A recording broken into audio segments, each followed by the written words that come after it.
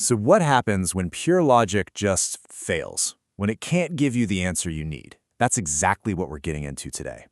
We're going to dive into a play by Tom Erb called The Last Cigarette, and it sets up this incredible philosophical puzzle, all happening during the last few hours of the RMS Titanic. Let's get into it. The whole play kicks off with this really haunting line. It's a statement that's part fact, part failure, and it just hangs over the whole story. Right away, you know you're in for a mystery.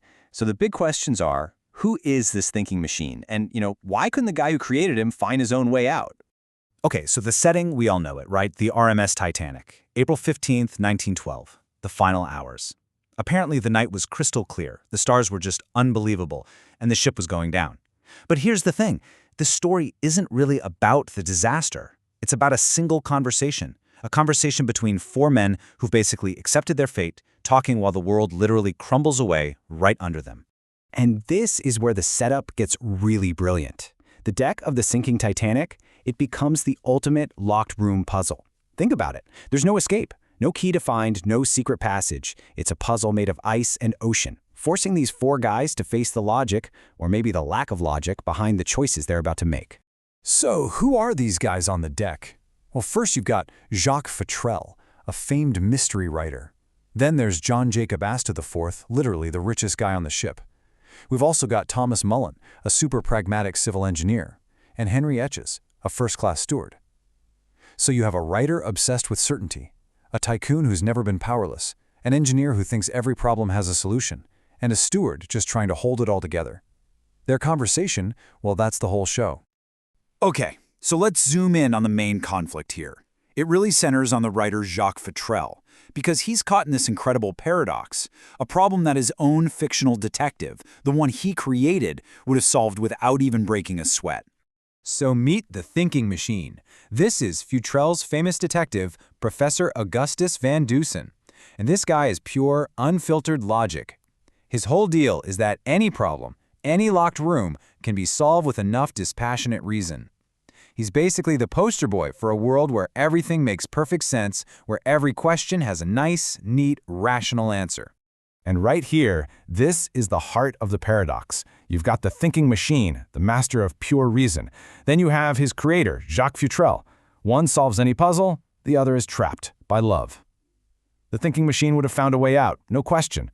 But Futrelle, he chooses to stay in the room. So how does the guy who dreamed up the ultimate problem solver end up making a choice that pure logic would just never ever support? So why? Why would they choose to stay on a sinking ship? The play really pushes you to get past the easy answers and dig into the really messy, complicated reasons people do what they do. And this is where it gets really interesting, because the engineer, Thomas Mullin, he just throws it right out there. He asks, is it noble or is it vanity?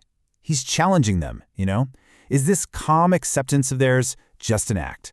Is it really just selfishness disguised as some kind of noble sacrifice? Or is there something deeper going on? And Futrelle's answer is just, wow. He basically says, I am a man who cannot step onto a lifeboat, leave the person he loves, and survive that choice. He's not giving up. He's saying that the very shape of who he is makes it impossible. He says he's examined the logic of it over and over, and the answer, it just keeps coming out the same. It's not logical, it's just him. Then you have Astor's reason, which is completely different but just as powerful. He says his wife, Madeline, who is young and pregnant, didn't want to be the reason for whatever I did next. She didn't want to carry that weight. So he says, I'm making a decision that doesn't give her anything to carry. It's this incredible act of love, taking the whole burden onto himself so she doesn't have to. So you can just imagine the scene. The end is coming, there's no denying it anymore. The arguments about what to do, they just stop.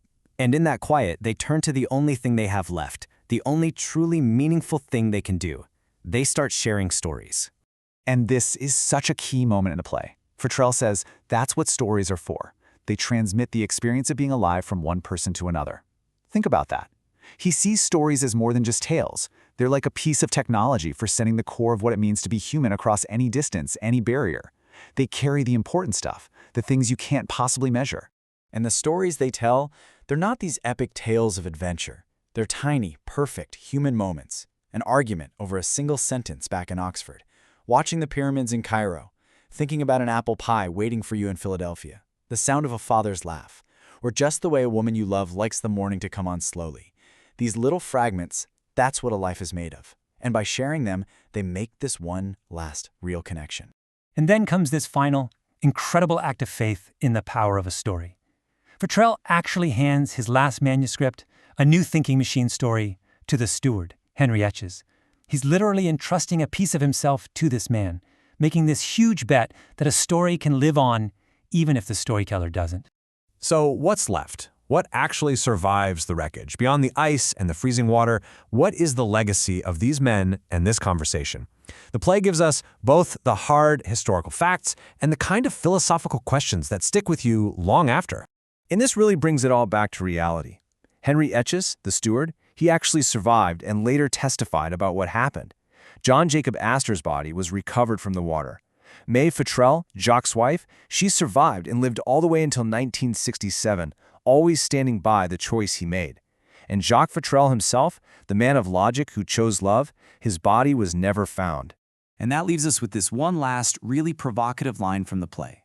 That is the difference between a great detective and a man who loves someone. One of them is free.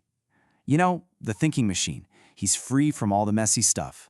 Love, fear, emotion, so he can solve any puzzle. But maybe true freedom is something else entirely. Maybe it's in the choices that logic just can't touch. The choices that tie us to other people, even when we're trapped in a locked room at sea.